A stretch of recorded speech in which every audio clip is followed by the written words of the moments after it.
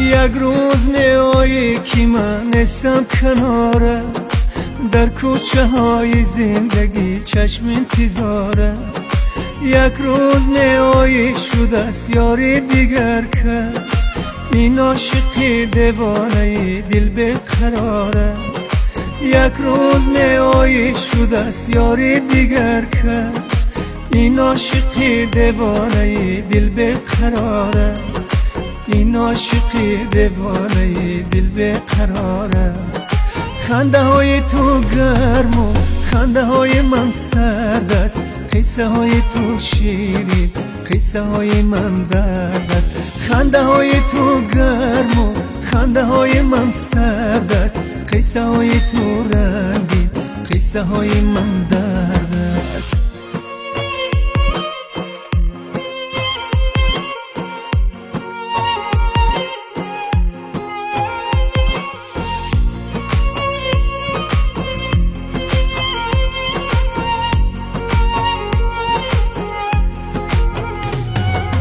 دلی تو تن میشود آیا برایم، میخواهی باره بشنوی حرف و صدایم.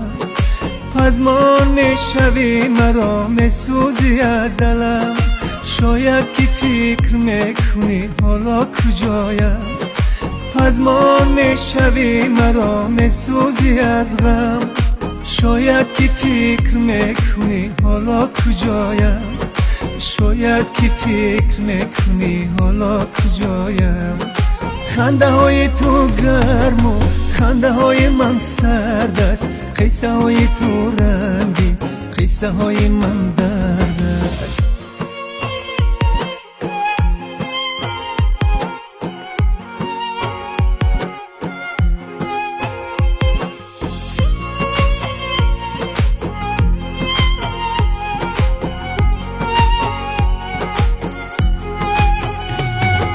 بر قصد تو با دیگره گویا که شادم، اما قسم میخورم بودی بیادم.